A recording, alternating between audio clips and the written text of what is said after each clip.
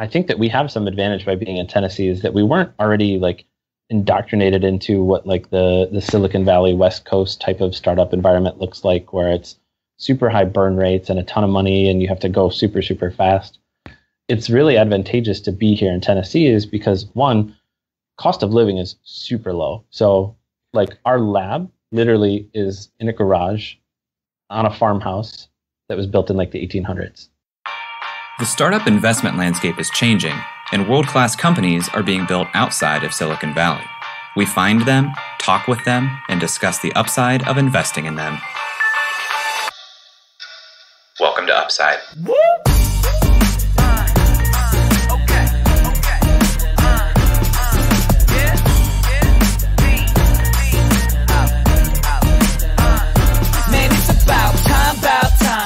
Hello, hello, hello, and welcome to the Upside Podcast, the first podcast finding upside outside of Silicon Valley.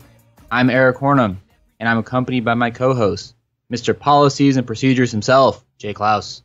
Jay, how's it going? You have no idea what that nickname means, do you? No, I don't. When we started Upside, we said that there has to be one thing that we do really well, and that's consistency. We can't miss episodes. We have to have processes in place so that way everything is consistent, it flows, it feels professional, it feels right. And last night, you sent me a message that said, this week's episode is already queued up on the website, MailChimp, yada yada, including the transcript, which is a new feature that I'd like you to talk about. So I just wanted to shout out that you're doing a kick-ass job on the back end, making everything look incredible on the front end. Oh, yeah. Thought for a minute you had some inside knowledge about the conversation I had literally yesterday about terms of service and privacy policies on websites. I was like, how did you know? That was a private coaching call. Yes. Yes, I am happy that we've gotten this process down. Doing this transcript, we have our transcripts made by a robot. It is created by AI, and it's pretty good, but we still have to go through and fix some things up, and that's our intern, JC. But it takes time, and then we got to get that up before we publish the episode. And it's coming together. It's looking pretty nice. So now if you go and you look at the episode online at upside.fm, you can see with every episode we've created a transcript and shared it there. And so you can kind of go through and comb through. If you hear something on the show that you like and you want to learn more about that, you can always go back and find it there in the transcript. Awesome. Well, Jay, what are we doing here today on Upside? Today on Upside, just like any week on Upside, we're talking to a founder outside of Silicon Valley, which we believe there are more of who are being successful than popular media or popular culture would lead you to believe. I think it's a great time to start a company outside of Silicon Valley, and we're here to talk about them. We're also here to get better thinking as potential angel investors. This is you and I's outlet for learning on the fly about how to evaluate startup opportunities. And we're going to do that in 3 phases. The first phase is the upfront, which we're working on right now. And we're going to talk through some research, some things that Jay and I looked at. Then we're going to go into the interview and then a debrief. And we'll get to what the debrief is a little later. Today, we are talking to Tony Bova, who is the co-founder and CEO of Mobius, formerly known as Grow Bioplastics. Tony is a PhD student at the University of Tennessee, where he studied the production of bioplastics created from lignin, which is a waste product at the forestry and paper industries. Mobius is focused on converting organic waste to biodegradable plastics for use in agriculture, horticulture, food service, and beyond. So, Eric, this is going to be a little bit of a nerdy, technical, chemical episode, a little bit the way that Fresh Fry was. And I kind of like that. I think we had some really good responses from the audience and some good insights on Fresh Fry. So I'm kind of expecting the same here on Mobius. The company was founded in 2016 in Knoxville, Tennessee. To this point, they've raised about $135,000 from competitions and awards, and they've received about $340,000 from state and federal grants, with $200,000 of private investment. I like the way that looks. I like this diversified funding approach, which I think is underutilized in a lot of ways for a lot of startups. And I think the startups who are creative in getting some of that funding, whether it's grants or pitch competitions, signal a good trait for the founders that they're resourceful and able to find some of this cash that's non-dilutive, which is great. Yeah, and I'd be curious to hear a little bit more about the grants and how those maybe act as like accelerators, because the National Science Foundation is one. So there's just a lot of maybe potential connections that they got through those grants as well. Yeah, totally. So, Eric, have you found anything by way of market size for this opportunity, or how would you even consider the market for this? So my understanding is that the flagship product of Mobius is taking this, what was it called? Lignin? Lignin, 2 N's, Lignin, lignin. Taking this lignin, creating a pelletized version of a plastic that's I think they call it a biopolymer, and then creating that into sheets and pots. That space, or they call them films, sorry, not sheets. That space, I saw that the plastic film space is something around $50 billion right now, which is a massive market. Plastic films in general are around $50 billion. Wow. They're used in a ton of different things. I didn't write down the source that I got that on, but I don't not believe you. I just didn't come across that number, and that's a lot bigger than I was expecting. Although what did you come across? Well, I didn't really know how to estimate this out, to be honest. I was just finishing watching a video where he was talking about sort of the core problem he's starting with, or when it was, grow bioplastics, which is these films that were used in agriculture over plants in the field to kind of insulate them. And these plastics that have been used to this point are thrown away after the season. They're removed from the soil, then thrown away into a landfill, and could wrap around the earth 100 times over. That's what he said. So to that end, I suppose that's quite a bit of plastic, probably more than I realized. The one thing that I did find is that there are 230 million pounds of trash generated in the U.S. every year. I didn't know that applies to all trash. Obviously, that's not just strictly to some of these plastic films that are thrown into trash, but I wanted to see what the level of waste is in the United States every year. I can't even fathom what 230 million pounds of trash looks like. 4.5 pounds per person per day. Do you think you generate 4.5 pounds of garbage every day? Easily. I don't think I do. I feel like I'm really? Pretty good on trash. Yeah, I'm not a no impact man or anything, but I don't think I do 4.5 pounds. I order a lot of Amazon. That being said, I also give a lot of money to, not a lot of money. I really don't have that much money, but I do give money every month to nature conservancies, and shout out 4Ocean. I give them $20 every month because they are doing a good job cleaning up the oceans. Oh, I thought you were talking about the accelerator there in Cincinnati, Ohio. No, that's the Ocean Accelerator, different than 4Ocean, which is some guys who are just picking up trash and scuba diving around and then turning it into bracelets. See, I thought you said shout out for Ocean, as in shout out for the Ocean Accelerator. You see what I'm saying? I see what you're saying. It's a branding problem. Let's jump back into Mobius. So the market size I found was about 50 billion for plastic films everywhere. I think that's in the world. And then you can break that down a little bit further.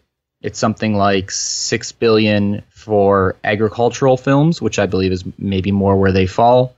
And then below that, you can even break that down further into 2 billion for mulch films, which is what their flagship product is tackling. A mulch film, as I understand it, Jay, goes over the rows of plants to protect from pesticides and also weeds. Yeah, growing up in a farm town, I've seen these all over the place. I did not farm directly, so I didn't know there was a name of mulch films for them, but I totally get it. I've seen it. It's all over the place. It seems like this is probably a starting point, so something I'm going to ask Tony about is my understanding or my guess is that this is the first biodegradable material they found through their PhD program and they're working on, but my hunch is that they have other products that they think they can make biodegradable, which will certainly expand that market. But I agree. We'll have to find that out. And I wonder what their patentability looks like and what it looks like going forward. Yep. All right, anything else before we jump in and talk to Tony? No, I'm excited. Let's do this. Tony, welcome to the show. Hey, thanks for having me. I appreciate the invite. We appreciate you being here. We like to start with the guest and a little bit about your background. So can you tell us about the history of Tony? The history of Tony. That's a good question. So I grew up in Menor, Ohio, about 25 minutes northeast of Cleveland along the lake. Was there until I was 19. Throughout high school, I was interested in all sorts of stuff, graphic design, chemistry, engineering. Eventually moved to Texas and then New Orleans for a little while, and then found my way back to Toledo in 2003 and 2004, where I did my undergrad. I was there for 9 years and eventually graduated in 2013 with some life that happened in between. But I got a bachelor's in chemistry from the University of Toledo. And that's really where I got interested in materials and chemistry and sustainability, which is kind of driven what I'm doing now. After I graduated, I knew I wanted to go to grad school, started looking around for programs that had some tie-in with some potential for entrepreneurship. I watched enough Shark Tank in undergrad to know that I liked the idea of entrepreneurship, but I knew that it was probably a bit more real than what you saw on TV. And one of the programs that I was in Toledo when I was an undergrad was an extracurricular program that was sponsored by the state, where students who were involved in the sciences were working in areas of sustainability, using their different scientific backgrounds. And I worked actually with my co-founder, Jeff Beagle, who's also a graduate of Toledo, on a project where we were trying to capture fertilizer runoff from farms. So if you guys are familiar with Lake Erie, there have been all these algae blooms that happen every year. The lake turns green. It was pretty pressing for us in Toledo because one of the years we were there, we weren't actually allowed to drink the water. So that kind of kicked it into gear for both of us. And working on this project, we realized that not only could we find solutions to big problems like this, but there's a way to turn them into businesses. So we entered a pitch competition. We did absolutely terrible, but it was a good kind of indoctrination into the idea of taking science and entrepreneurship and putting them together to not only solve problems that had, tangible outcomes that were more than financial, but, to have a project that you really cared about at the same time. I got to ask, because this is a super personal problem that I've experienced, this algae runoff. I'm from Salina, Ohio, where Grand Lake St. Mary's, we experienced this, and we had global companies coming in trying to solve it because they knew it would happen to Lake Erie. Have you ever been up there and looked at that algae water? Yes. So Grand Lake St. Mary was like the poster child, I guess, not in the positive sense, but for what can happen if we didn't solve it. And, Lake Erie being such a precious source of fresh water for like all of the Northeast with all the Great Lakes, it was a really good way for us to point to this is what can happen if this is left unchecked and if we don't do something about it. And that really got people talking. So it's interesting to see the level of some of the algae where like literally can coat your whole body. You just think that they're little plants, but they can get pretty gross. Yeah, it's wild. At the time, I was interning with the newspaper in Salina, Ohio, and I was covering this for a summer, and it was just bad news bears. But we'll save that for another time. I'm interested to hear, you're interested in a lot of things, and you went to Toledo. How did you land in chemistry to begin with? So in high school, I had two like big passions. One was the arts. I took all the fine art classes, and I was super interested in graphic design. I was always fascinated with like branding and logos and things like that. Call me a child of the 80s and television at its best. But also I was super interested in the sciences, and chemistry was my favorite class. So by the time I got to undergrad, I dabbled around with a few different majors and decided that after doing 2 years of graphic design that I really liked it better as a hobby. But chemistry, like the science, always pulled me back. So got interested in that mostly because I started learning that at call it an atomic level in my elementary chemistry class, you can start to define what everything is made of, and that making new things is a little bit of work to essentially shuffle the atoms and electrons around. And it's pretty a reductionist viewpoint of what chemistry is, but like from somebody coming into it, that's always been what's kind of held on to me and just fascinates me, that we can do so many things in the world just by manipulating things that we can't see. So I took that for what it was and decided that chemistry would be my major and saw where it would take me. I'm always fascinated by the overlaps that we don't see coming. Was there any overlap between you doing 2 years plus high school of graphic design and what you've done now in the chemical field or chemistry field? I don't know that it's an obvious overlap. And those are the best kinds. Jeff would attest to this, but I personally have I'm a perfectionist to a fault. So design is something where, like, if I'm talking about making a logo and like pixel perfect alignment or something, like there's a lot of satisfaction there. And in the science and engineering fields, like there's a lot of high precision stuff. So from how much more precise can you be than actually designing atoms and how they link up to make new molecules and materials and chemicals and stuff than chemistry. So also in organic chemistry, you draw your molecules, and that was kind of an art outlet as well. So you just love drawing benzene rings with like the perfect little. I'm pretty sure one of the undergrad research projects I did, I synthesized a new molecule that had never been made before, which I learned later on is not as big of an achievement as I thought it was at the time, but I'm still proud of it. But yeah, like I doodled that thing everywhere. I was so proud of it. It was my Facebook photo for a long time. So yeah, I've been there. That's amazing. So talk to me about the progression then of your friendship with Jeff. So you and Jeff entered this competition. It didn't go your way. Did you guys continue to work together immediately following that, or was there kind of a break in the action? What was that progression like? We did. So on that particular project, he and a bunch of other students, we were all in this program together, and they were the ones who decided to enter the competition. So my contribution was the design side. I helped kind of distill all of this very wordy, science and engineering to some pretty pictures and some nice diagrams. They went off and pitched, and again, we didn't do as well as we would have liked, but we all really developed this new kind of appreciation for each other's passions and sustainability. So Jeff, myself, and another group of some of these same students decided that there was more that we could do that was tangible while we were at the University of Toledo. And so we took a little bit of inspiration from, there's Bowling Green State University, which is like 30 minutes south of us. They're our I-75 rival, if you will. If you guys are from Ohio, you know that corridor. But they had a program called a Student Green Fund there. And what that was is essentially a way for students to put $5 a semester into this pot of money that the students themselves could then apply for grant funding to make sustainable projects and improvements on their campus, whether it's senior projects or eventually really big things like green roofs or solar panels or something. We didn't have that in Toledo, and the university had a report card of sustainability in higher education. And for student engagement, 2 years in a row, they got like a D and an F.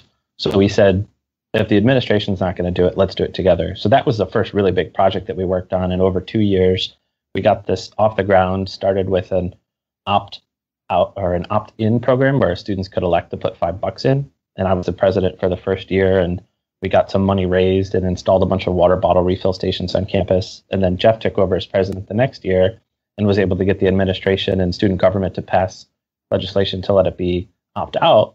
So now the fund, I think, has, upwards of like 6 figures in it, and they're looking at big, renewable and sustainable energy projects on campus. They have a bike share program. They install these picnic tables around campus that have solar panels and outlets, so you can sit outside but charge your stuff.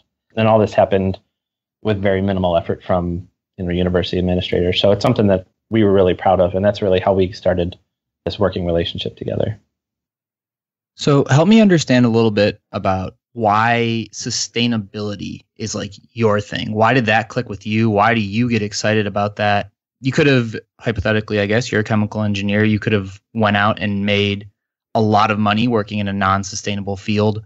What was the drive? What just like was like, why sustainability?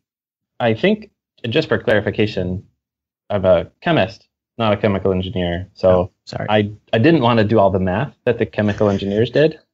So chemistry was the better route for me. But one of the things that really drove me in that direction was, I think like every other high school, college-bound senior, I looked at all of these U.S. News and World Report, and they were like, chemical engineering has the highest base starting salary. And then I started looking into it, and most of those people were like petroleum engineers. And I started seeing the type of work that they did, and it was interesting to me, but like I didn't get jazzed up about it.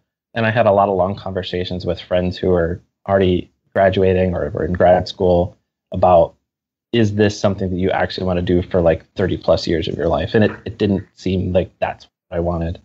So the sustainability side came in because in the back of my mind, I had always thought about growing up.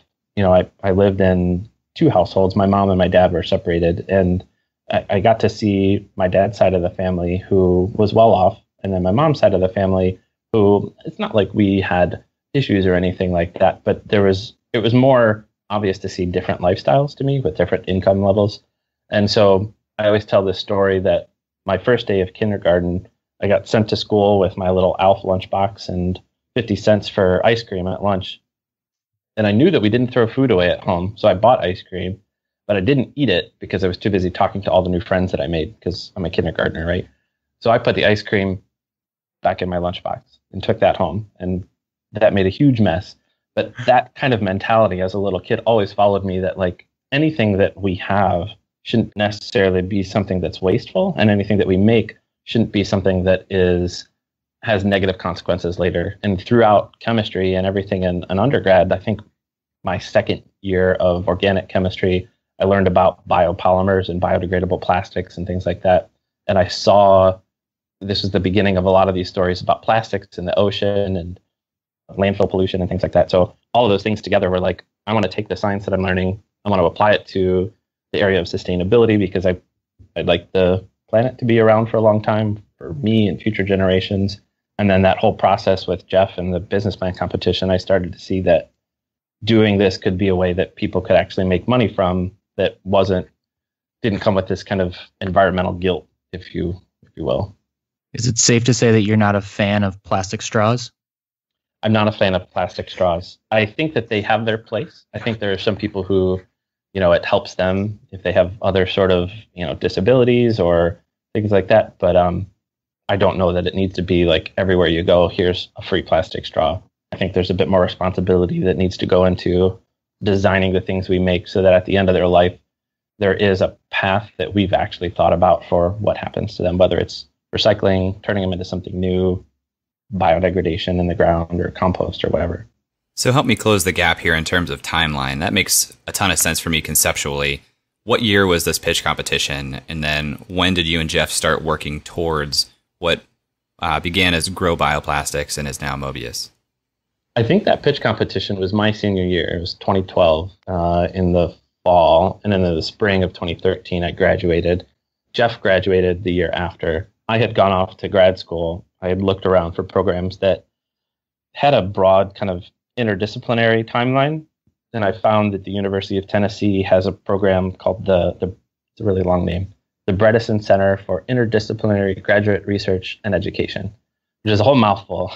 But essentially, it's a program that took students from a wide variety of scientific backgrounds and gave them the opportunity to work on their science, all related in energy. And then on the same line, we were required to take classes in either public policy or entrepreneurship and technology commercialization.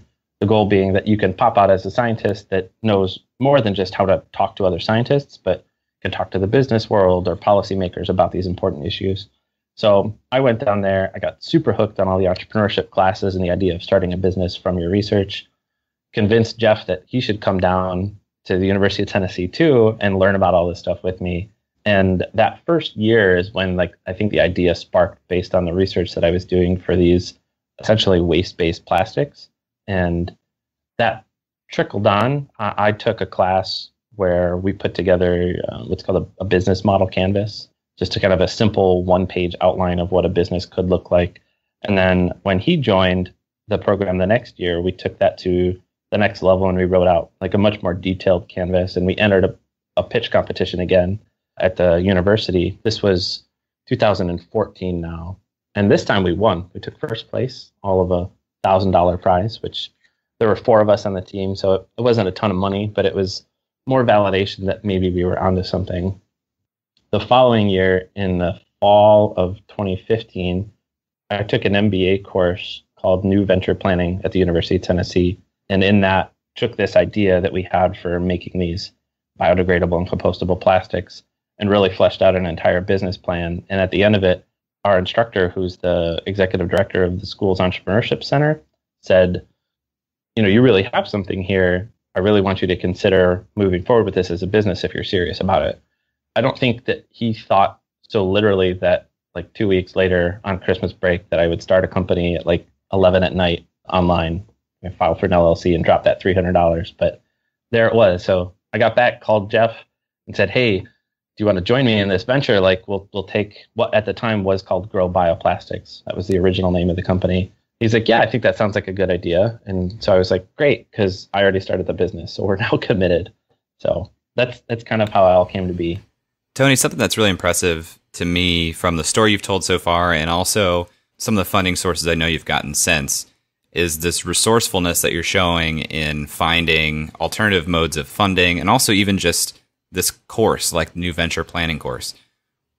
Where did you find these resources? Did you have someone who was helping you, or has that just kind of always been part of your DNA that you look for these things? I think that I've always been a person who just tries to go the extra mile and do a lot of due diligence on opportunities that exist. I'm the person who will go, I guess, beyond the first page of Google results to dig in to see what else is there. But I think a big inspiration in this part is there's a conference that I go to every year that's about green chemistry and sustainable engineering.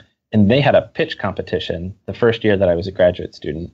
And I watched the company that won, they won like $10,000, go through all of this. And I asked them, like, how did you come up with this? And they're like, "Oh, we're graduate students." And they had gone through a similar program. And I was like, how many other programs like this are out there? And there's hundreds. There's pitch competitions in every state, at every university. So at that point, Jeff and I started going through all of kind of the process of just every publication we could find, every list. We started just building this huge list of these opportunities and applying to as many as we possibly could. It started with one for like $1,000 at the university, and then ended up with $63,000 that we won at Baylor in 2006 or 2016. I think 2016, yeah. In total, we won about $134,000 across the country and some internationally from all these different things. A lot of it was newsletter mining, and then a lot of Googling and following people on Twitter, and just every time we'd see something, we'd add it to the list and see if we could apply. And maybe now is a good time to kind of state what Grow Bioplastics was and what Mobius is. Sure. So when we started the company, the idea was that we would take this waste material from the paper industry. It's called lignin, Lignin. It's essentially it's a naturally occurring material that's found in all trees and grasses, and it's the glue essentially that holds these plants together and lets them grow tall. It accounts for about 30% of the weight of like every tree that you see outside, and it's what these paper or biofuel companies have to strip away to get to the cellulose inside, which is what lets people make fibers to make paper and things like that. And what those companies do with this is they normally just would burn it, and they would capture some of the energy or heat from it. And my graduate research was focused on working with these materials to find out how to make plastics out of them. So it essentially, it's a polymer, lignin, and we found that we could use it to make new materials that were useful, that behaved a lot like petroleum-based plastics, but weren't made from petroleum, so they had a better carbon footprint.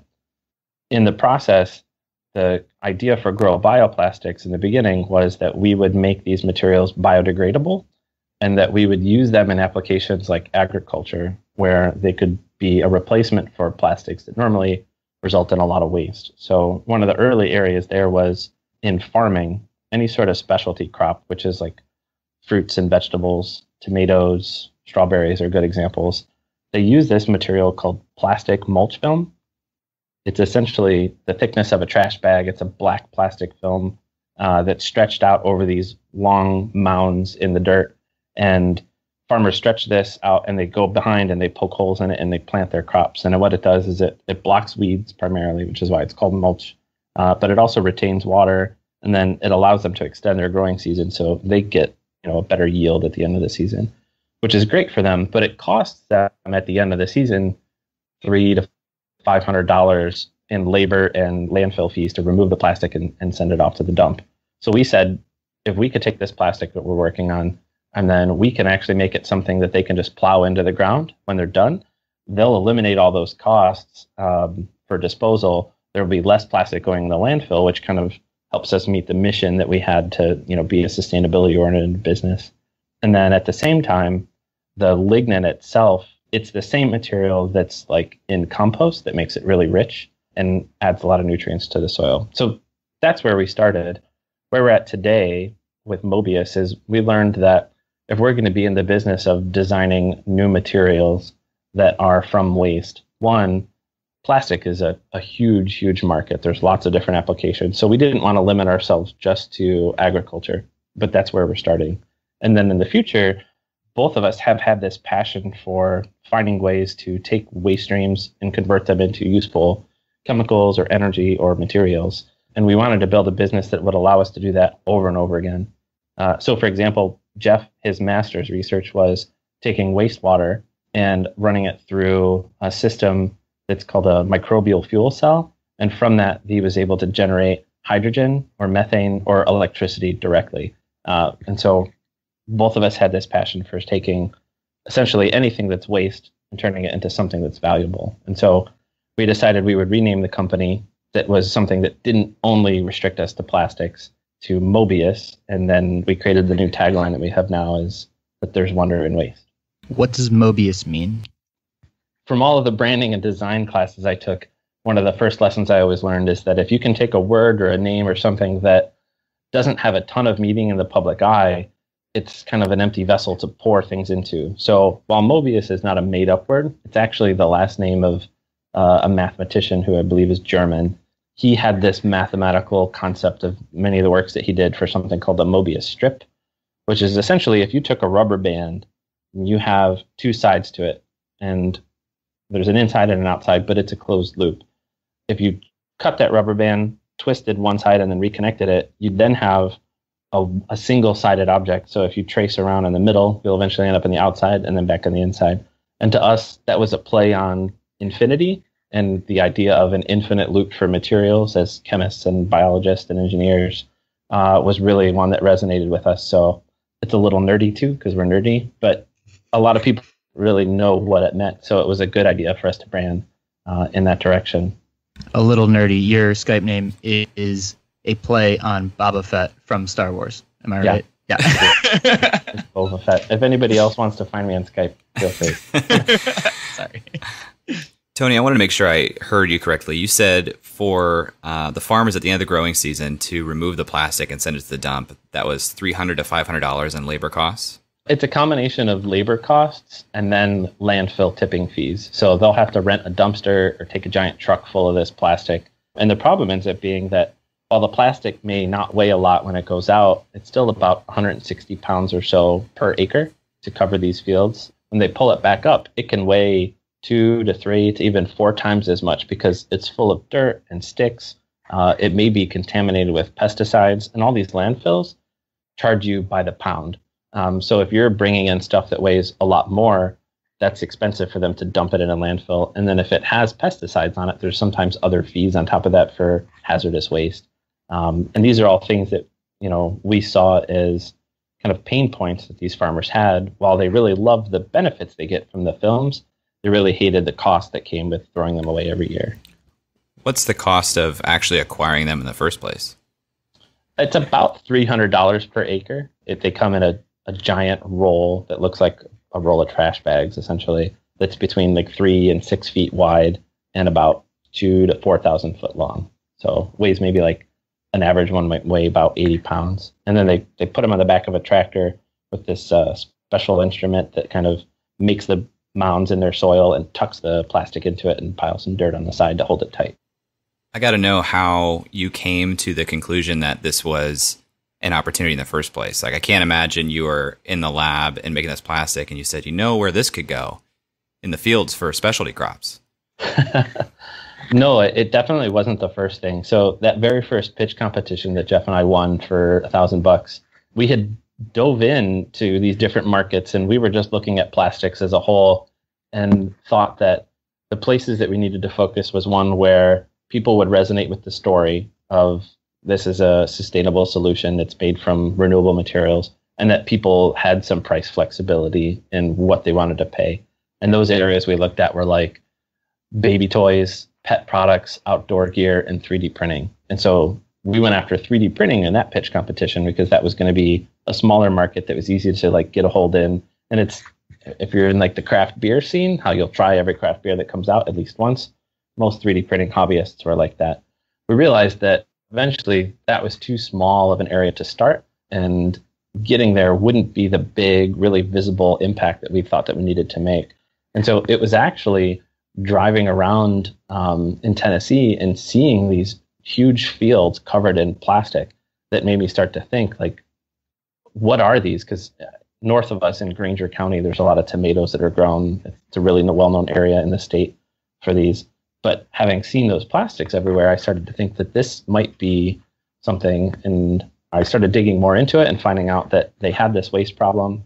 So we really started to take that opportunity to go out and talk to farmers. We leveraged, partnerships at the university to go and talk to the extension offices, who are the people who are the ones who communicate new technology from the university to the farm, and really just, got out of the lab, to answer your question, and talked to the actual farmers to see if this was worthwhile. And a lot of them said it was a big problem and they would love to see solutions for it. And how many farmers have you talked to at this point? Over 100. So we went through a program through the National Science Foundation called I-Corps. It's an innovation core. And it's built on the teachings of Steve Blank from Stanford, which is the whole lean launch pad, get out of the lab, get out of the office, and go and talk to your customers before you build your product.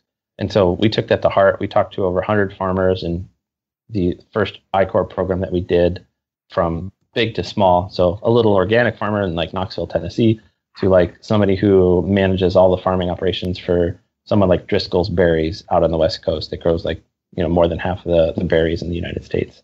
And that's really where we learned a lot about this process. So you mentioned earlier that price flexibility was one area you were looking at, and now you're in farmers. I'm curious what you identified as the farmer's problem was and how they fit into that pre-molded idea of a customer as having price flexibility. So it's interesting. I definitely think that the direction that we had in mind then is still one that is really useful for startups. If you can find a niche area where there's a lot of kind of elasticity in what a customer might be willing to pay for your product, because the value that it brings them is high, that they can see whatever that delta is. Farmers, in the beginning, we thought would be one of those groups. We thought that if we said, if it costs you $300 to buy plastic mulch film and it costs you $300 to throw it away, maybe we could split the difference and sell it for $450 an acre, if that was the goal back when we first started the company. And then you save $150, we make $150 over the competition. Everybody's happy. We very, very quickly found out that that is not how farmers think. Farmers think all about their upfront costs, and in their mind, as much as they hope to have a good harvest and have profits from their crops, it's never a guarantee. So they want to manage that upfront cost.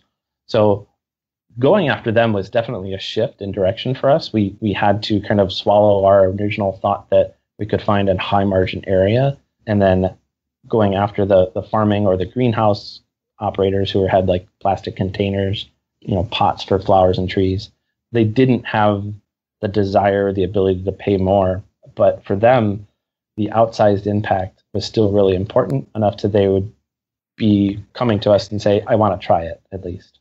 What did you learn as far as how your model will work if they're focused on the upfront process?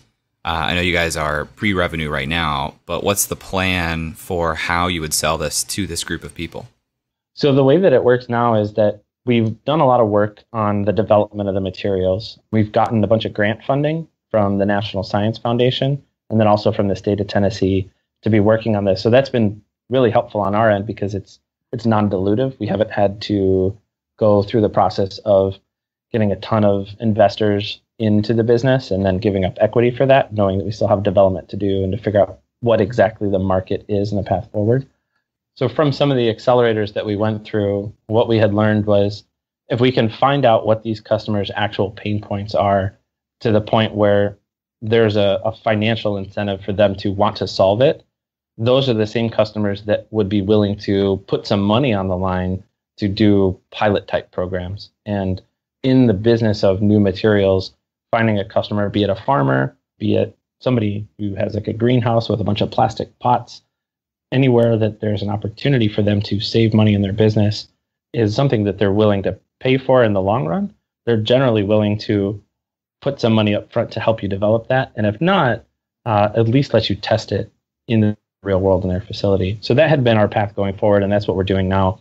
We're looking at, instead of lots of little fish, tiny farmers, we're looking at big companies who are either the suppliers of our materials, that they have a vested interest in seeing, a raw material like lignin be successful in the market, or they're an end consumer, somebody who operates a farm or a retailer that might sell like millions of plants every year and has all these plastic pots that are on their shelf that they want their customers to see a more sustainable option.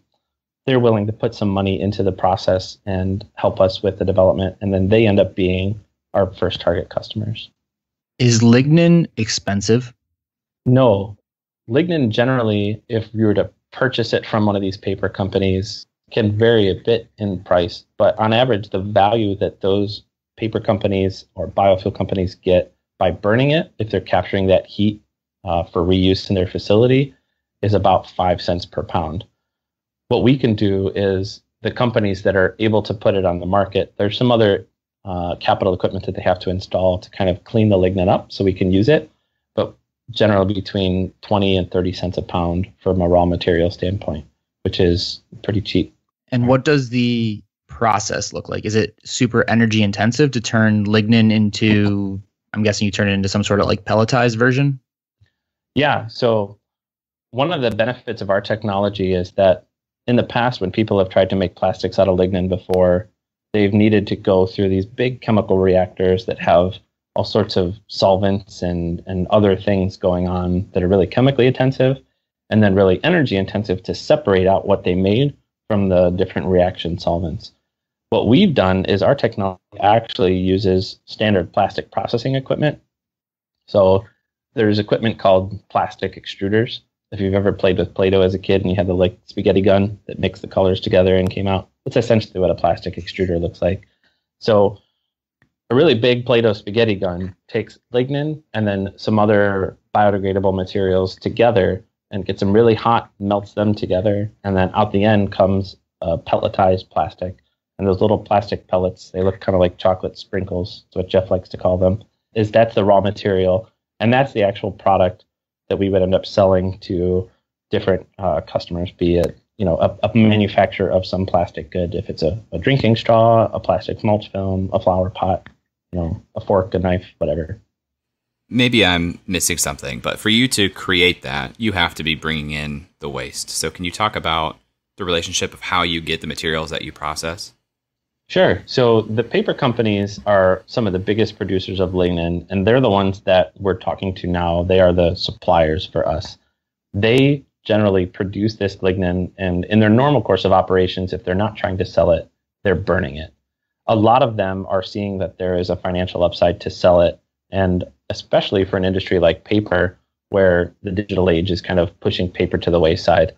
There are some companies who have been kind of forward-looking enough and had the forethought to say, how can we take what is normally a low-value product for us that we burn and create more value from it, and other materials, fuels, whatever, that aren't necessarily just paper to bolster our business.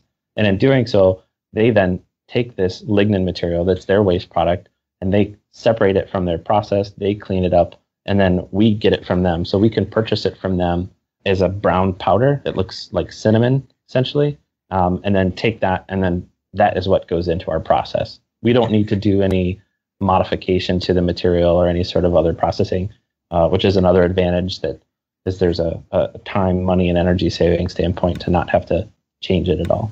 Okay, so to the paper companies, if they're burning it, that's worth about 5 cents per pound in value they recognize. You're offering them probably more than 5 cents per pound, putting it through the process, and then selling it to your end customers for more than whatever it cost you to purchase and then also prepare.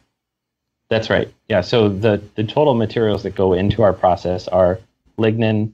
There are some other biodegradable plastics that exist on the market now that are combined in the technology using this equipment, a few other additives here and there that are kind of the secret sauce, if you will. At the end of the day, when these come out, the total cost to us is somewhere between 70 and 80 cents per pound.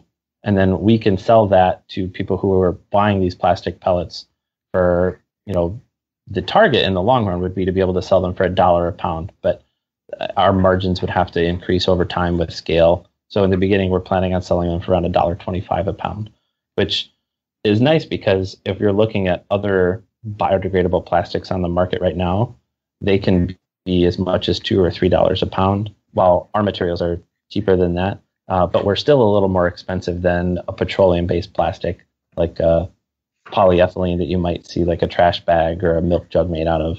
It can be $1 a pound or so.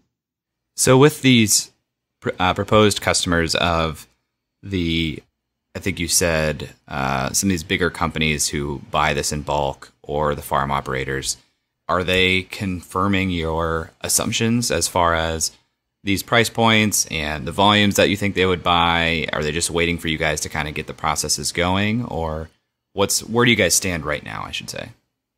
The current status of the technology is that we've been able to demonstrate that we can make it in the lab. And then we are using equipment that's standard in the plastics industry for doing this compounding, is what they call it, essentially to make different formulas or recipes. And then the next step is to take that with one of our manufacturing partners and scale that up. So instead of making, a little bit in the lab at a time, we'll go to them and they'll use their big equipment, and then we'll make a few hundred to a few thousand pounds an hour on those lines, and then have that. And then that material is what we'll then bring to the manufacturing partners who we're working with for these pilots to then go and make mulch films for farmers or plastic flower pots and stuff for greenhouses. We're hoping that by the end of this year, we've got that process started where we have materials demonstrated, made, and then off in the hands of the manufacturing partners, so that at the beginning of next year, we can hit the ground running with these pilots and really start showing that the applications we have in mind are as valuable to those end consumers as we believe that they are, and that they believe that they are as well. On the pricing standpoint, you hit the nail on the head. Everything is really driven on the conversations we've had with them. So it's not really a business that we can just waggle our finger out and say this is the price and hope that they buy it. A lot of these manufacturing operations are pretty tightly operated ships, and they have some wiggle room depending on what the product is. But knowing that if there is a value add to the end user, that really helps them have a material that may be a little more expensive. So if we're talking about, the plastic straw is a good example. If somebody wants to, in their store, a big company like a Chipotle or someone, McDonald's, Starbucks are in the news, and they want to have a biodegradable alternative, they're likely willing to pay a little bit more for that, maybe 10%, to get to that point. In areas where there aren't those kind of extra margin dollars, we need to be able to fit into what their currently working price categories are. So you called the people who are going to do all the processing manufacturing partners. I'm familiar with the industry terminology of tolling companies. Is there a difference between what you're calling a manufacturing partner and what a tolling company is? And is there any sort of if you could just kind of answer that in the context of Mobius. Sure. So I would definitely say that what we're considering a manufacturing partner could be viewed as a toll manufacturing relationship.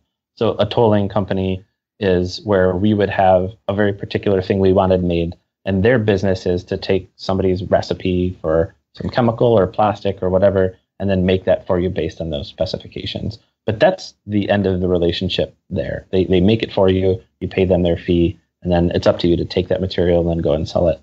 For us, we're talking about manufacturing partners in a broader sense, because to us, the companies that we're working with, they're already in the business, like a toll manufacturer, of making plastics, but they have their own customer bases for products that they sell that are interested in some of these new materials. One of the companies that we're talking with that will be helping us with some of this work here in Tennessee has customers that actually make plastic mulch films. So there's a deeper relationship that we can strike up, and that can let us actually have, in the longer term, we feel, a better pricing structure for these manufacturing relationships through future opportunities, through either revenue share on the actual end product, if there's business that they can bring.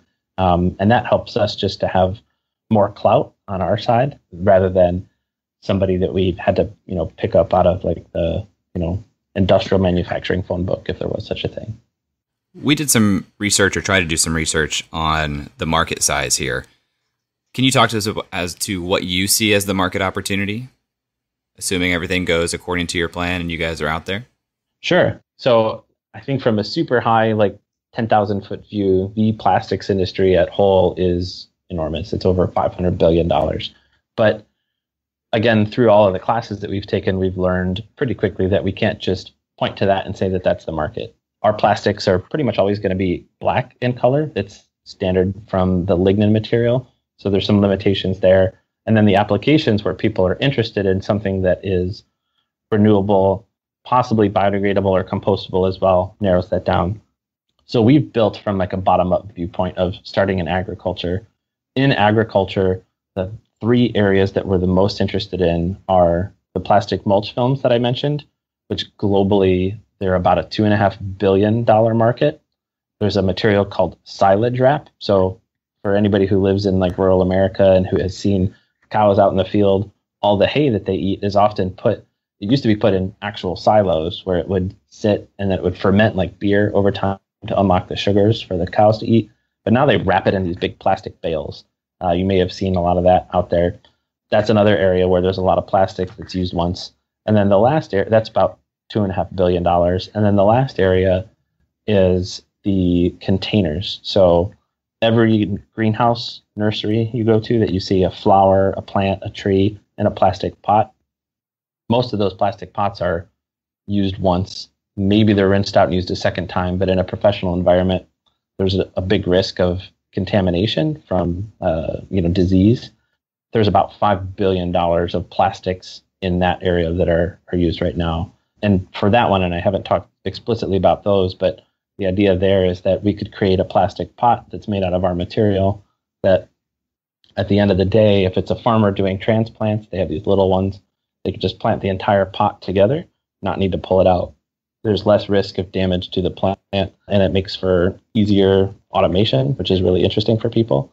Or if you're a retail consumer, and say you go and you buy a nice, pretty flower plant like a hydrangea that costs like $25 from Lowe's or Home Depot, and you may or may not have the most green thumb, and there's a chance that you might kill the plant trying to transplant it, and then it just doesn't grow, it dies.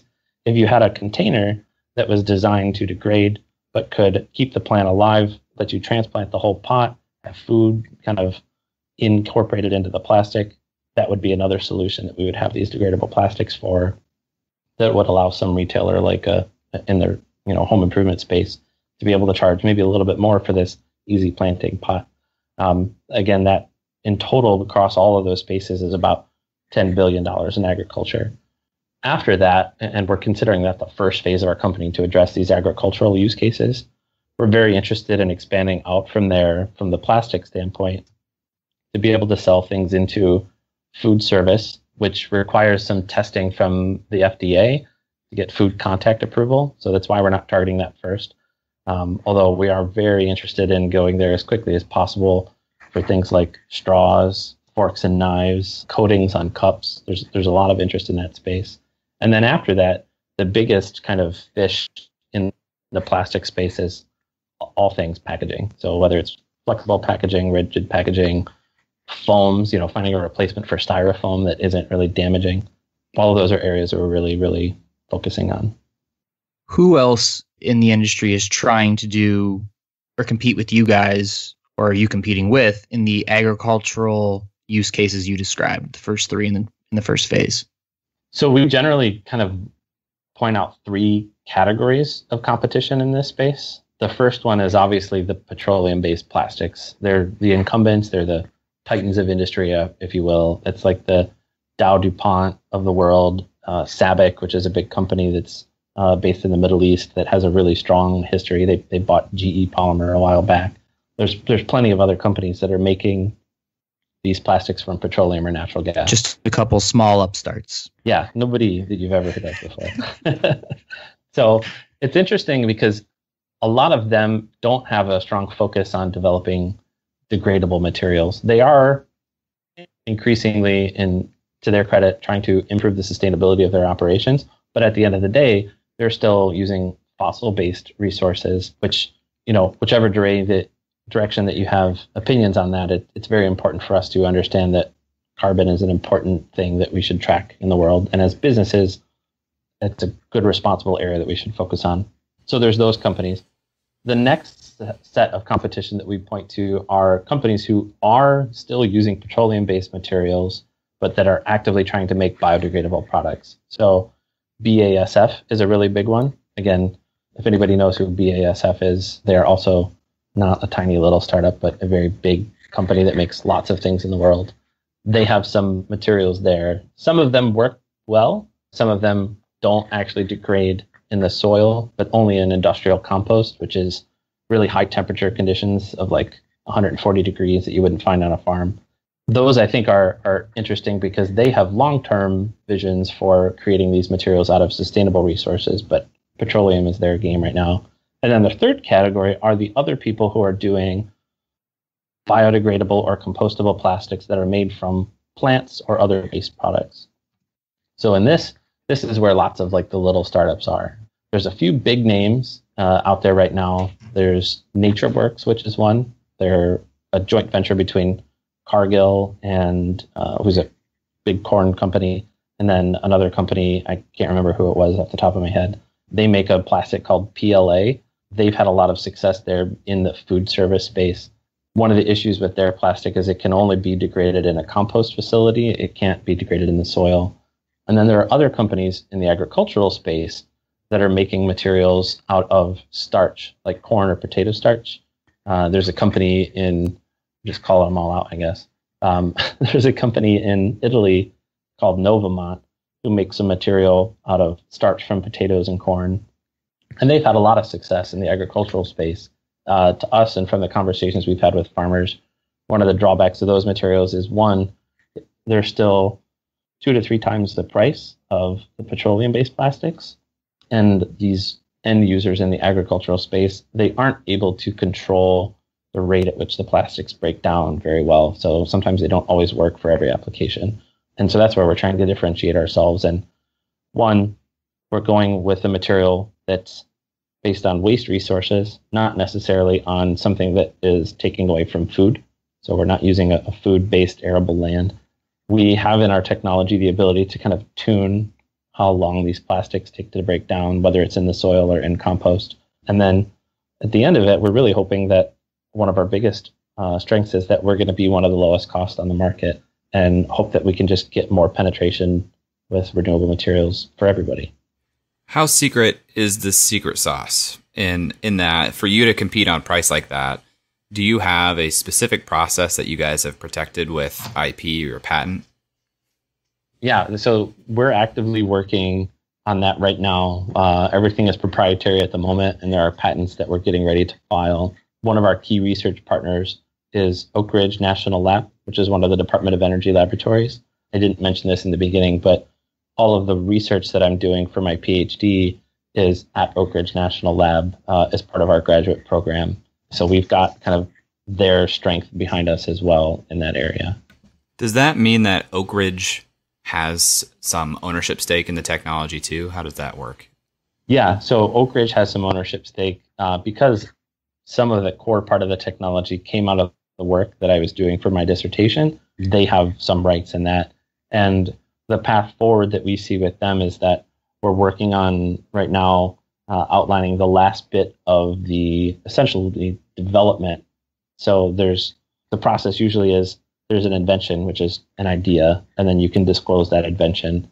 And then that becomes something that the Department of Energy or your university, if you're at a university, will have internal to them. And then they work with the inventors to go through and reduce the invention to actual practice.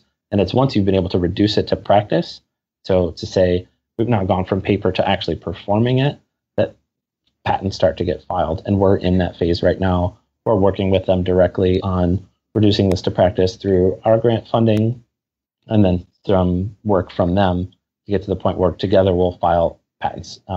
They will have some rights in there, but the end goal is for us to have exclusivity on the materials so that we can not be kind of handcuffed in any way and be able to take these to market for not just agriculture to start, but any other sort of field of use in the future. So you started by winning pitch competitions Then you went to grants, and maybe those happened a little bit of overlap. You've raised a little bit of venture funding. What is the future of funding this enterprise and the growth that's needed to get from pre-revenue to revenue look like? So the plan right now is we've got some other opportunities for grant funding to also come through. So the first grant that we were funded with from the National Science Foundation is part of a program called the Small Business Innovation Research Program, or SBIR. Super great program for anybody who has any sort of technology related thing. I don't want to say it's free money. It's definitely a lot of work to put these applications together, but if you're able to get one, they don't take any ownership in your company. There's a phase 2 for all of those programs, and in the case of the National Science Foundation, the first one we got was for $225,000. The phase 2 program is $750,000. And so we're going to be applying for that in February. So that's really promising.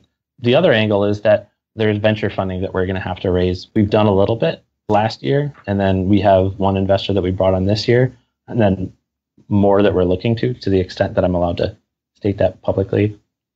I won't go into the details of the raise, but we feel that beyond that, that should be enough with these potential paid pilot partnerships to get us to the point where we're ready to commercialize. And then post-revenue, I think that it would likely end up being 2 more rounds of funding to get us to the scale where we feel that cash flow from the business can be bringing in enough to fund the operations and production of these plastics with manufacturing partners. A key feature of our business is that in the plastics industry, there are enough of these kind of manufacturing partners where we won't need to be the ones who build big plants and put steel in the ground. We can be working with these people who do this day and night already. And then that gives us the flexibility that as this business matures, that we can really do what the long-term vision is find that next kind of waste to value innovation and then do it all over again. So, but one step at a time. So Tony, one last question for me, and I'll see if Eric has anything left. You obviously started this at the University of Tennessee because you were there.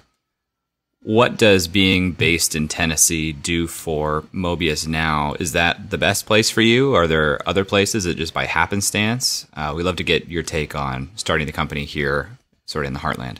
So I think in the very beginning, there was definitely a draw to entrepreneurship in general. But I think that we have some advantage by being in Tennessee is that we weren't already like indoctrinated into what like the Silicon Valley West Coast type of startup environment looks like, where it's super high burn rates and a ton of money and you have to go super, super fast. It's really advantageous to be here in Tennessee is because, one, cost of living is super low. So like our lab literally is in a garage on a farmhouse that was built in like the 1800s. I don't know that you could find that anywhere else, but it's super cool. It's allowed us to build the capacity that we need to do this on a shoestring budget that we've been able to fund with, pitch competitions. That's really valuable. Where we are here between the university and Oak Ridge, there's a really high concentration of really smart people that if they're not working for us, they're more than willing to advise us. And going through this process of getting really good advisors to help us build the company off the ground, I think is something that in other areas of the country, you just may not have the time that these people are willing to put in. And that's a huge deal. And then in the long run, from like a geographical location, we didn't necessarily plan on this because we were here for school and then started the business here. But Tennessee is like so centrally located to the rest of the United States. We're within an 8-hour drive of something like 75% of the country, which is a day in a car. We've done that plenty of times already. And then if we end up doing everything as planned and there's opportunity for manufacturing, the manufacturing may not need to happen here. It could be wherever it makes the most sense logistically to move these things to manufacturing partners through trucking lines or rail lines. But as a headquarters area, I think that this is an area where we will always maintain a presence due to the connection with the university and the national lab and the goal of continuing to funnel, new talent and intellectual property and technologies out. And you're in Knoxville, right? I'm just confirming that. Yep. Yeah, we're in Knoxville. Why do they call it a scruffy little town? You have it at the bottom of your website. I've never seen that before. Jeff would have a better answer. Knoxville itself has the name, the nickname of like the scruffy city. And I think that a long time ago, there was some reporter I may be misquoting this entire story, but there was some reporter who had came and visited and wrote about Knoxville, and that it was like this scrappy, scruffy little town that just wasn't afraid to stick their neck out and kind of grow. And Knoxville has continued to grow, but the people here have wanted to kind of maintain that scruffy culture of like, we're scrappy, we're not, the same as what you might consider as like the rural deep South, but we're also not like a New York or Chicago. We're doing our own thing. I think that we as, students who came here and started a business have absorbed that, which has been nice. The city has, I have to give credit where it's due. There's an entrepreneur center that started the year that I came for grad school, have been instrumental in getting our business off the ground, connecting us with programming. The state of Tennessee has taken a really keen interest.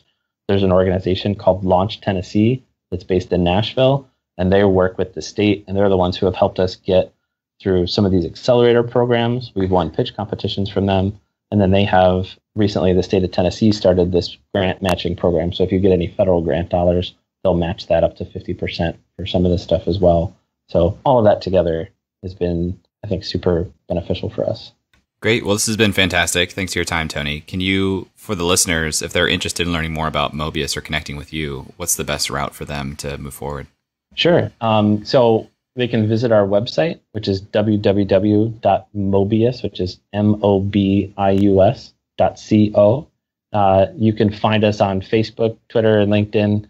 The name is Mobius PBC, which is for Public Benefit Corporation, which is what we're going through the process of right now.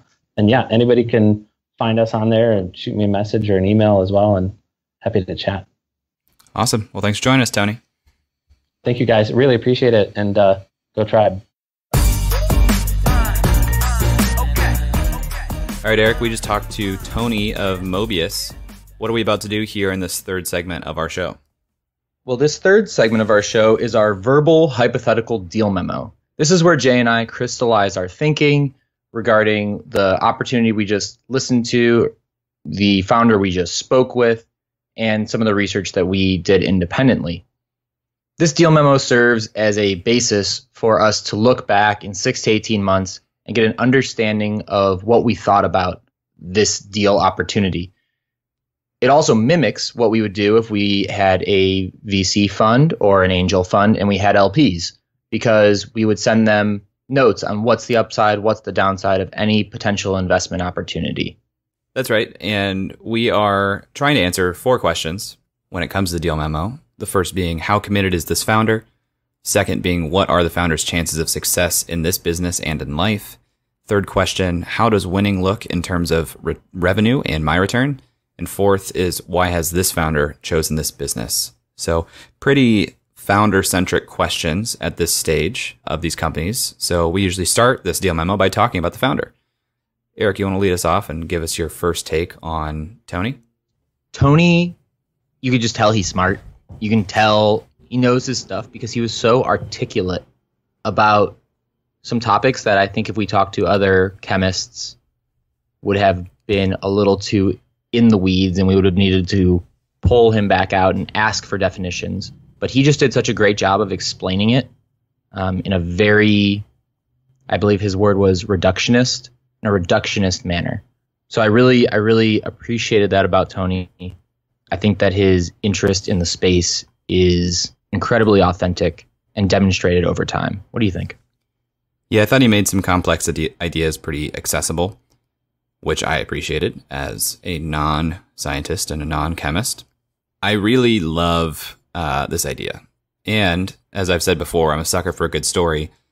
The length of time that he and his co-founder Jeff have been working together on ideas either surrounding the space or directly related to the space, I think is really positive from a standpoint of how committed is this founder, because they've been working on this in some form or something related to this for years while going through university and now getting their PhD.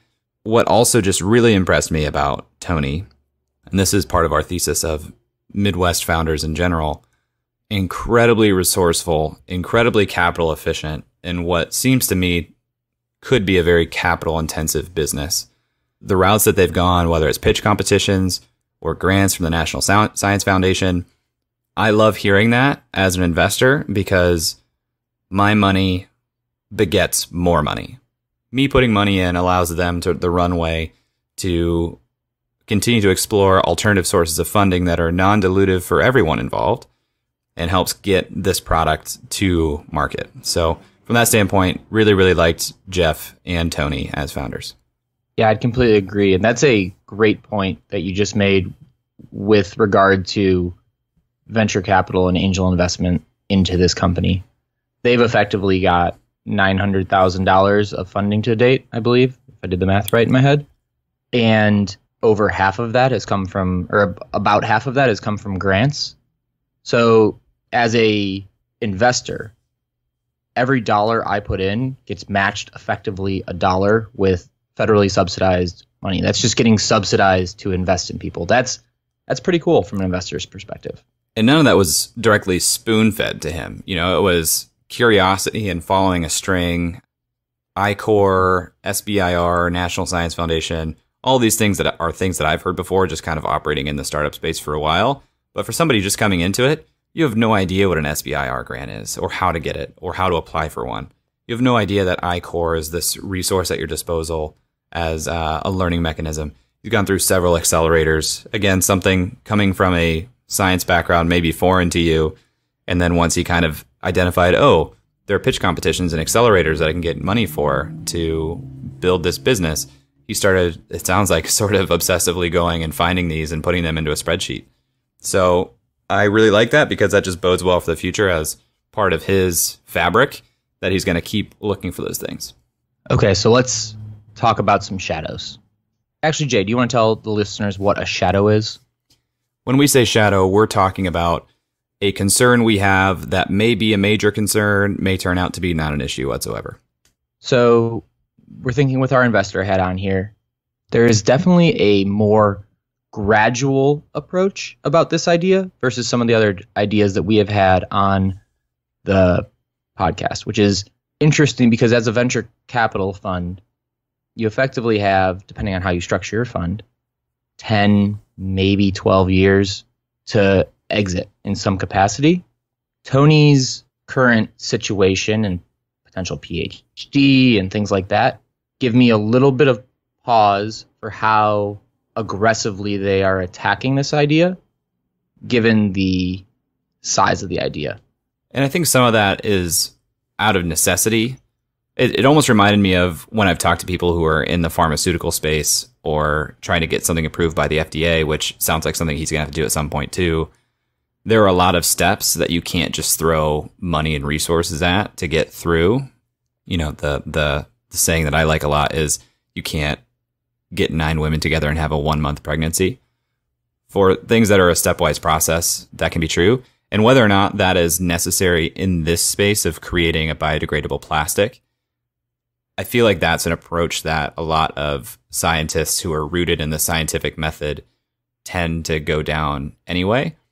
And the good side of that, you know, the positive side of that shadow is you hear all of this data and information from Tony that came directly from customers or potential customers.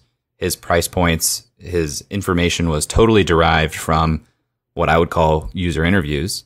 And that's a really, really positive sign that the time they are taking is not misdirected. It's yielding the information they need to go to market in a smart way and be picked up when the time is right. But I agree with you. It does seem like they've been approaching market for a while. And I guess the concern there is, one, you'd have a concern of whether or not they're burning through resources. And I think they've kind of proven they're not necessarily doing that. Two, you would be concerned if somebody else beats them to market because of the speed and is able to capture the market instead of them. So is that a concern you have in this case? So the competitive nature, not really, to be honest.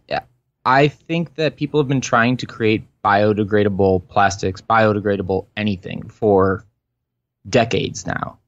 I know that it's a long process. And my question about the length of the process has more to do with the venture capital structure than it does this specific opportunity, because I understand the underlying need to develop some of these technologies and to refine that process and then to find product market fit based on academic research. It takes a lot of time. I completely understand that. I was speaking maybe more in context of the venture capital structure and whether or not this is a VC type deal at this point. Yeah, that's what you're saying. Or is this something where once they launch their first product, then it's like, okay, let's pile on the Series A, Series B, and grow this thing like crazy so that you can invest more in R&D and get more grants to develop more products? Are we just a little too early, maybe? I see what you're saying. My question was maybe a little bit of a leading question because I do have a little bit of a shadow around competition and other people entering the market. And the question is, how secret is their secret sauce? Sounds like they're filing for some IP now, which is awesome. I think that becomes a very good sign, a good moat for their business and adds to the investability of the business from a VC side. You have the DuPonts, or the petroleum companies who make petroleum-based plastics, who, in my mind, are just wielding limitless resources. So if the secret sauce isn't so secret, or they could find a way around it, and they have the just rest of the equation down so they could win on price, that becomes kind of scary. But, as we talked about before, that could also be an opportunity where it comes to, okay, we are the DuPonts. We realize that we need to invest in more sustainable materials. Is it more expensive for me to develop this internally or to buy one of the leading players doing it really well? In that world, though, you would have to assume that you'd have to wonder if Tony would even want to go down that path. Somebody who's so passionate about sustainability may not want to sell to one of these major players who has been creating unsustainable products for so long. And their vision for Mobius is outside of just this bioplastic in this use case. They are passionate about creating sustainable products out of waste at large. And what's one thing we didn't ask about, Jay? We talked about price comparisons. We talked about material comparisons. We didn't ask about quality comparisons. There's no kind of back and forth in that interview or in the research we did that says, okay, here's the benefits of a petrol-based plastic, and here's the benefits of a lignin-based plastic, and how do those compare? What do farmers say about them? That's true. I think that was a miss by us. That's true. Yeah, I guess I had kind of just assumed that functionally it's comparable or better, but that's something that probably is worth asking. So I took a class in undergrad focused around sustainability, business sustainability, where we ended up going to Costa Rica. And one of the feedbacks from one of the farmers who we met in Costa Rica is he was completely committed to biodegradable farming techniques. He didn't use any petrol-based anything. Everything on his farm was completely green. But he noted to us a couple of times that everything would be a lot easier if he was allowed to use certain fertilizers or certain pesticides or certain plastics, and that it was more work and it was harder to do some of the things he was doing because he was making this conscious decision to be better for the earth, and he was hoping that innovation would yield a quality product. I believe he was talking about like flower pesticides or something. The point is there's a potential for these products to have less of a quality, which might yield a competition based on price. Yeah, it becomes a trade-off for the farmer. If this is not yielding the same functional results and I'm paying a little bit more, is the sustainability worth it to me? I see where that could raise some flags. But the good news about that is, let's say we were investors. We go down the path and we say, yep, this checks all of our boxes. We want to put money into this. Let's take a minute and call some farmers. You'd probably get an answer pretty quickly. That's definitely true. Okay, so let's talk about the market size. Let's talk about the opportunity here. What was the number that Tony said was the mulch films number? $2.5 billion. $2.5 billion. What do you think about that market size in terms of mulch films? I mean, it strikes me as a significant, it's not an insignificant market. I would be looking more at their top line agricultural market opportunity of $10 billion, which was 2.5 for plastic mulch films, 2.5 for silage wrap, and $5 billion for containers. And that doesn't include food service or packaging. So if I'm looking at the opportunity, I think I have to believe that the opportunity is all of those things and look at that market size. If I'm saying I'm investing in this solely from the standpoint of it can capture the plastic mulch films market and that alone will be enough for me, I'd probably have to do some more math and figuring. What do you think? So I think about it a little differently. I think that you can only really think about it from the mulch films perspective, because this, as we alluded to earlier, every product you launch is going to take what they've been working on this for 4 years, and they still aren't technically to market. Every product that you make, it's essentially a hit-making business where, okay, if the mulch films does really well, that'll throw off cash to invest in a bunch of different projects, whether that's turning water into methane or electricity or whatever, or it's, turning some other waste into some other usable product.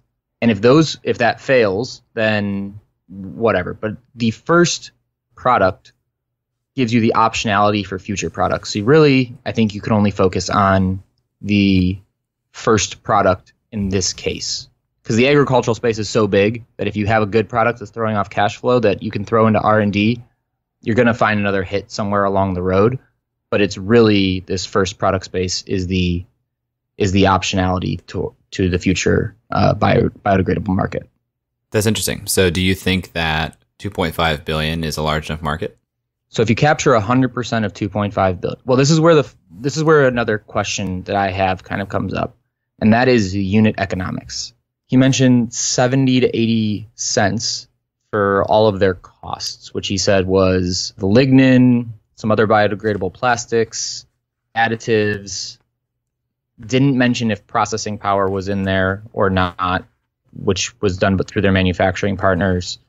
Didn't mention if overhead was included in that or not. So I'm a little unclear on the 70 to 80 cents per pound. Let's just assume that's all in. Let's assume that's everything for now. Well, they're selling it at $1 per pound, probably beginning at 125. Okay, so you're working on 20% margins. We'll call it 20 to 30% margins. If you capture the entirety of the market at, let's just make the math simple, $2 billion, you're going to have $400 million in profit every single year. Now, that's best case scenario. You come in and you take over all of the big players who are making all of these products. That's probably not going to happen. If you're at 10% market share, which is maybe a more reasonable figure in the next 5 years or so, then you're looking at 40. It'd be 10% of 400. Yeah. Hey, look at you doing some good math. Figuring out the math.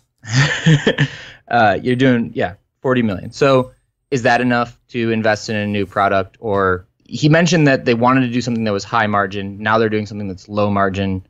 I have a feeling that those unit economics aren't all in. So the numbers are just a little bit fuzzy to me, and I think I need some more clarity there to understand, is 2.5 billion big enough that if we do have a hit maker and we get to 50% market share, we're going to have enough cash to throw off to launch our other things? Or are we going to need to fundraise in the future as well for our new products? Yeah, I'm with you on that. I was thinking from like a processing standpoint, his numbers was probably encompassing, but I don't know if it encompasses things like his own overhead and operational costs. I don't know. Interesting. Good math, my dear Watson. Yeah, I mean, let's even say that it was a $40 million per year business. Nothing to bat an eye at. It's, we're looking at this from an institutional investor standpoint, and that's where these questions are stemming from. We're trying to look at it from that standpoint. Well, yeah, we're looking at it from that standpoint, and that's why it's important, because all of the free cash flow that comes into the firm, if your future is developing new products, is going to be reinvested in new products. So that cash flow you're not going to see as an institutional investor, because it's going to come out before your net profits, which is what you're paid from. Usually, it depends. But I also had one other gray area on the numbers. I was wondering if you had the same gray area. He mentioned that it costs about $300 an acre for the current competitive product. And then an acre has about 160 pounds, which puts it at roughly $2 per pound. So is he saying that they're looking to come to market at half the price? Because he mentioned later that there would be that competitors sell at about $1 per pound. So I just was confused on what the actual market for this kind of mulch film is and what their strategy is to go to market. Are they coming under? Are they competing on price? Are they going over? Are they competing on quality? I was a little confused there. I believe what he said at one point was it's about $1 per pound from the current market, in that they want to also get to about $1 per pound. They're probably going to come initially closer to $1.25. And he highlighted that by saying some of the competitors who have products in market in a different standpoint with their own flaws are also coming in closer to $2 per pound. And that's a major point of feedback from the market itself, is saying that it's significantly more expensive. So I think the current market is right around $1 per pound. All right, so Eric, let's talk 6 to 18 months from now. Mobius. What are you looking from Mobius 6 to 18 months from now that will highlight this as a growing opportunity from a venture capitalist perspective? So I want to have a better feel on the financials. I want to have a better feel on the unit economics. I would like to see what the pricing decision is. Where are we going to price it at? I know he's saying 125 right now, but where is that? Where does that compare to petroleum-based products? Where does that compare to starch-based products? Where is that compared to maybe other biodegradables that are out there? I'd also like to understand, in addition to the unit economics and the financials, I'd like to understand a little bit better the quality issues and farmer kind of reviews from whatever beta tests that they run. What about you? I'm with you. One, I'll be curious to see if they get that stage 2 of the, I think it was the NSF grant that was worth $750,000. That would be great.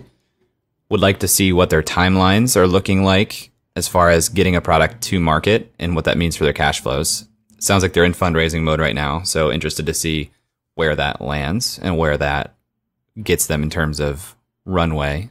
But yeah, I what you said at the beginning of this interview is really starting to weigh on me and what I'm thinking about, and just the pure timeline. When does this start capturing real market share and start throwing off cash to develop some of these other products? What's that timeline look like? And I think they're going to have a lot stronger feeling on that 6 to 18 months from now. We have those 4 questions. I just realized we didn't answer one of them. So let me just kind of state it pretty bluntly. I think Tony's going to be an extremely successful person, whether it's with Mobius or without it. I think that he has a lot of the characteristics that you look for when you're looking at success. I really do think that we didn't get a chance to meet Jeff, but it seems like they're a founding team that can carry this idea or another one across the finish line. Yep, 100%. Had zero question whatsoever as to whether or not this was very personal and something they're committed to, why they've chosen this. It all seems very aligned with what we know about Tony. And yeah, I think that was pretty clear to me as well. All right, Eric. Well, that concludes this episode. Guys, if you have thoughts on this, please tweet at us at UpsideFM or comment on Breaker and let us know what you're thinking, what we missed, what we got right, what we got wrong. If you have ideas for guests on this show, you can email us hello@upside.fm. And if you love the show, please leave us a review on iTunes. We'd really appreciate it. It really helps us to improve our discovery of the podcast and grow the show. Talk to you guys next week. That's all for this week. Thanks for listening. We'd love to hear your thoughts on today's guest, so shoot us an email at hello@upside.fm or find us on Twitter @UpsideFM.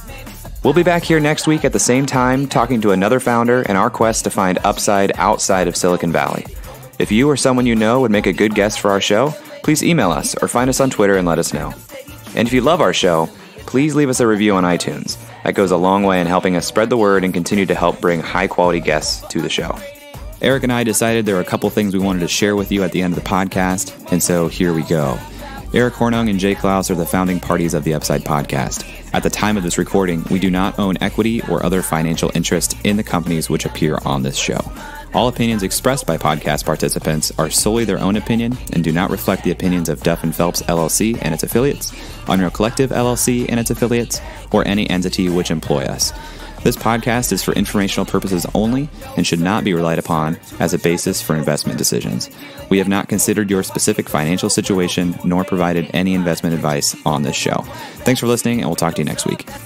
Never mind, bro, that can't be matched. I'm lighting it on fire, used to run victory laps, and still I'm not even tired. It's all about the timing, yeah, that's what they say. Well, I'ma keep on rhyming, find a way.